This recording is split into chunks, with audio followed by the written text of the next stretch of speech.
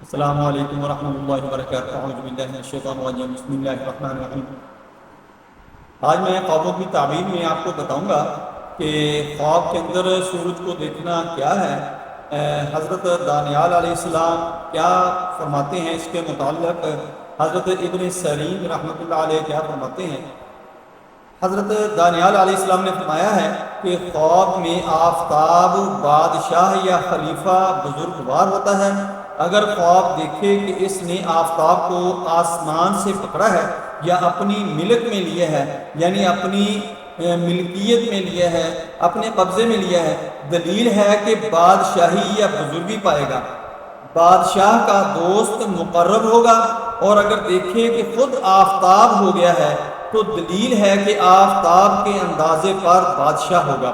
اگر بادشاہی کے اہل سے نہ ہوگا تو اپنی ہمت کے برابر بزرگی اور عزت و حشمت پائے گا۔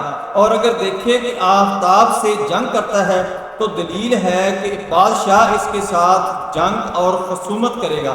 اور اگر دیکھے کہ آفتاب کی جگہ چاند قائم ہو گیا ہے تو دلیل ہے کہ بادشاہ ہوگا اور سلطنت برقرار رہے گی۔ اور اگر دیکھے کہ آفتاب سے نور لیتا ہے تو دلیل ہے کہ بڑے بادشاہ سے ملک لے گا۔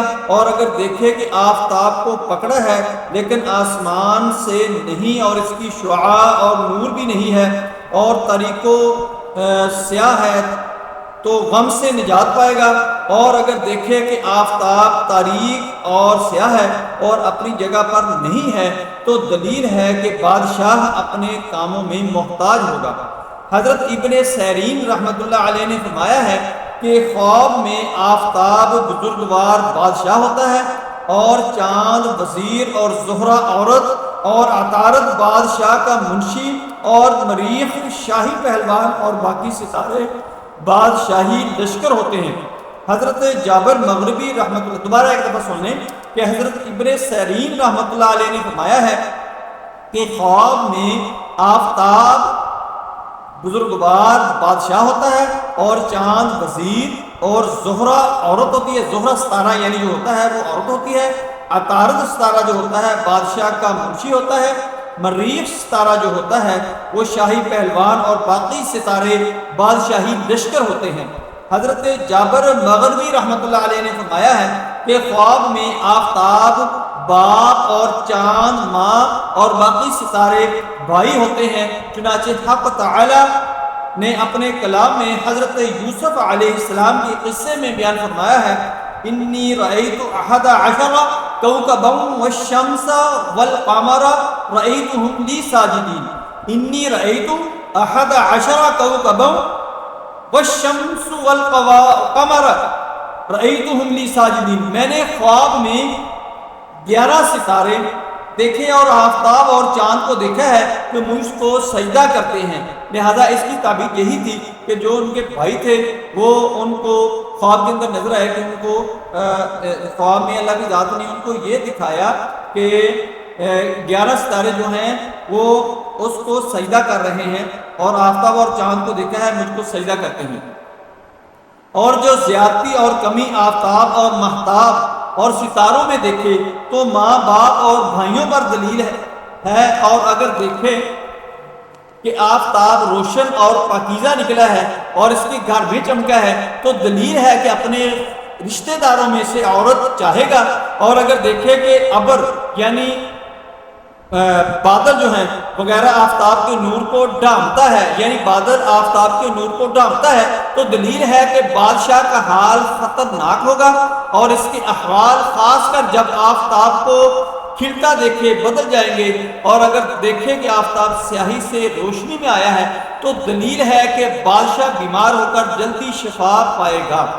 اور اگر دیکھیں کہ آفتاب کے جسم پر رسی یا دھاگا لٹکا ہوا ہے اور اس نے اس پر ہاتھ ڈالا ہے تو دلیل ہے کہ اس کو بادشاہ سے مدد اور قوت حاصل ہوگی کہ وہ رسی ٹوٹ گئی ہے اور وہ گر پڑا ہے۔ اور اگر دیکھیں کہ وہ رسی ٹوٹ گئی ہے اور وہ گر پڑا ہے تو دلیل ہے کہ بزرگی اور مرتبے سے گر جائے گا۔ یعنی وہ تنزلی اس کے اوپر آ جائے گی، مرتبہ اس کا کم ہو جائے گا۔ اگر دیکھیں کہ اس نے خواب میں آفتاب یا مہتاب کو سجدہ کیا ہے تو دلیل ہے کہ اس سے گناہ یا خطا ظاہر ہوگی، اور اگر دیکھیں کہ آفتاب یا مہتاب یا تمام ستارے ایک جگہ جمع ہیں اور ان کے نور کو لیتا ہے تو دلیل ہے کہ جہان کی بادشاہی حاصل کرے گا اور جہان کے سب بادشاہ اس کے تابع ہوں گے، بہت ہی مضبوط قسم کا، طاقتور قسم کا بادشاہ بنے گا۔